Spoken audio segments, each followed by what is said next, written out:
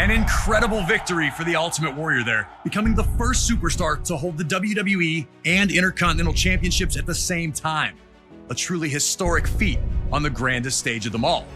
A victory that signaled a new wave of change that was about to hit all of WWE. Rowdy Roddy Piper managed to change his luck in WWE when he captured his first championship in the company at the 1992 Royal Rumble. The wrestling world rejoiced for Hot Rod as the fiery superstar showed true emotion in the moment, revealing how much it meant to him. Once the most reviled man on the roster, he was now appreciated for his authenticity. Everyone was happy for him, except for one guy. Bret the Hitman Hart had changed his status in WWE in the spring and summer of 1991. When his legendary Hart Foundation amicably split the team, Bret would use the opportunity to springboard up the singles rankings, winning the Intercontinental Championship at SummerSlam that year. Wanting to be an active champion, Bret faced off against all comers, finding victory each time out. Until a few nights prior to the 1992 Royal Rumble, when Hart lost the Intercontinental Championship. And before he could get a rematch, Piper had swooped in and won the thing. The last thing the Hitman wanted to do was ruin Roddy Piper's moment. The two were close. Piper had trained in the family dungeon and spoke glowingly of not only Bret, but his entire family. I gotta tell you how much I love your family. I gotta tell you how much I love your mom. I know you, I know this guy since he's been knee-high to a grasshopper. Respectfully, the two agreed to compete at WrestleMania 8, which would emanate from Indianapolis, Indiana. But Piper understood that many felt Bret lost that title at less than 100%, and that he'd have to defeat Hart in the ring to get those people on his side. And while both men claimed they'd keep it respectful, most everyone understood what happens when you push Roddy Piper to the edge. And trying to take something from Roddy Piper is one way to do it, especially when it's the first title he ever held in WWE. And so it was Bret Hart's technical mastery against Roddy Piper's street fighting in an unheralded classic was produced by two absolute masters of their craft. And while they both tried to keep it friendly, you just knew it wasn't going to last. Nearly 20 furious minutes of action unfolded between the two, each with near victories along the way. Blood, sweat, and tears was never more appropriate. The two gave their all on the goal of earning the WWE Intercontinental Championship. So, get in there and do your best to beat Roddy Piper to the punch. But beating Hot Rod is no easy task, even if you are the best there is, the best there was, or the best there ever will be.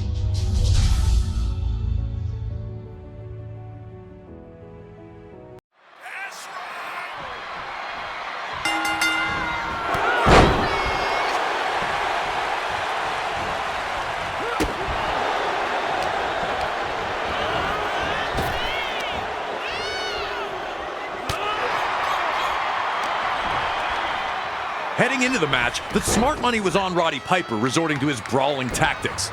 But he looked to try and wrestle with Bret Hart at the start, which led to predictable results, with Bret outmaneuvering Piper. A fuming Piper would spit at the Hitman. Would Piper's desire to win and be champion override his desire to play fair?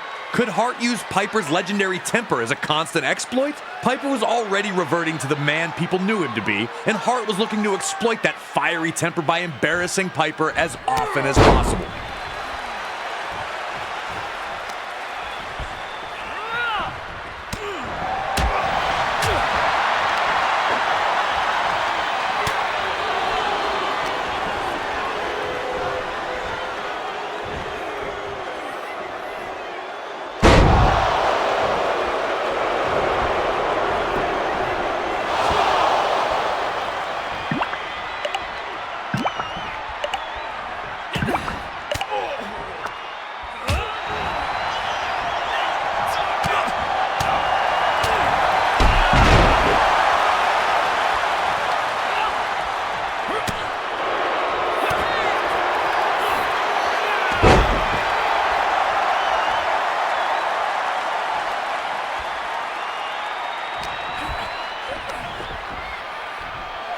Piper continued to show glimpses of the old Hot Rod, but still tried to play by the rules.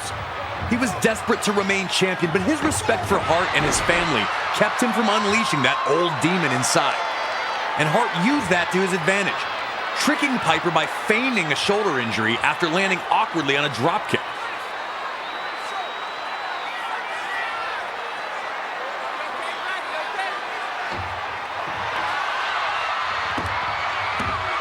Piper, understandably, was not amused by this one bit.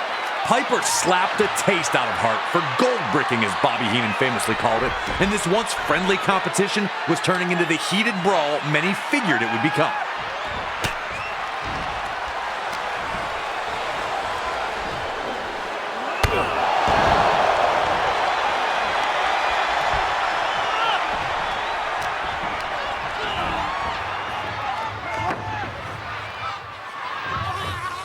The tension was growing between the two, but they were still trying to keep it sportsmanlike. The Hitman sent both tumbling to the floor with a crossbody.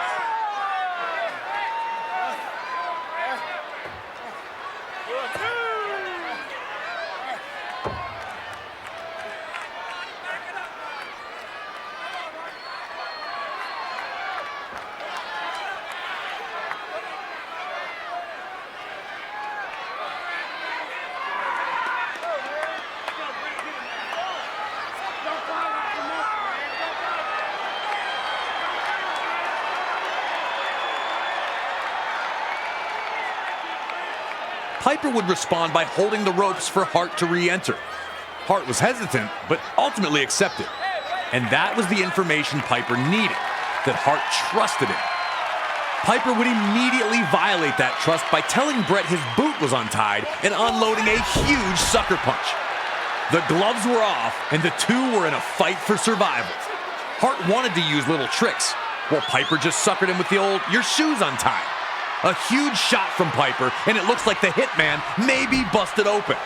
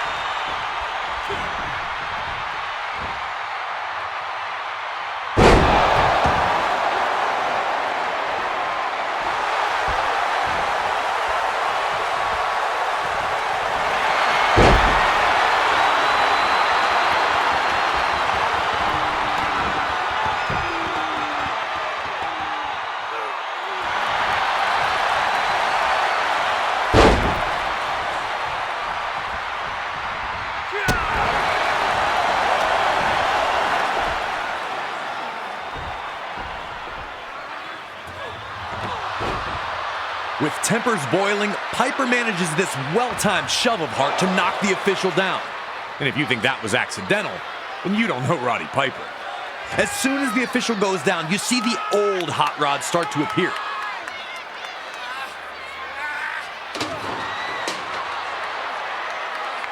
He's brawling with Hart at ringside.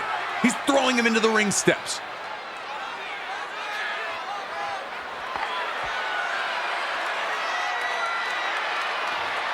And then he grabs the ring bell. Hart's down on the mat, can barely move, and Piper's telling him to get up. As you see the sneer on Piper's face, like, this is your fault, man.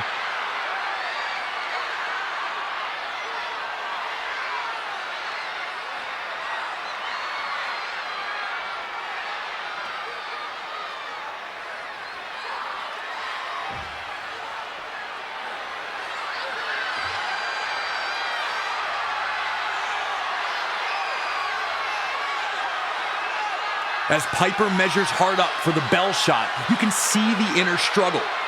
What would the Hart family think about this? What would your fans think about this? How could you look Bret Hart in the eye if you win it this way? And he keeps lifting the bell as if he's going to use it, and you're wondering which Roddy Piper is going to win out, the angel or the devil. And then he does the right thing and tosses the bell aside. In an instant, he's got Hart in a sleeper hold. Piper has Hart beat. But the Hitman had one more counter up his sleeve, trapping Piper in the pinning combination while still in the sleeper hold. More amazing was how the instant the match was over, the respect between the two immediately returned.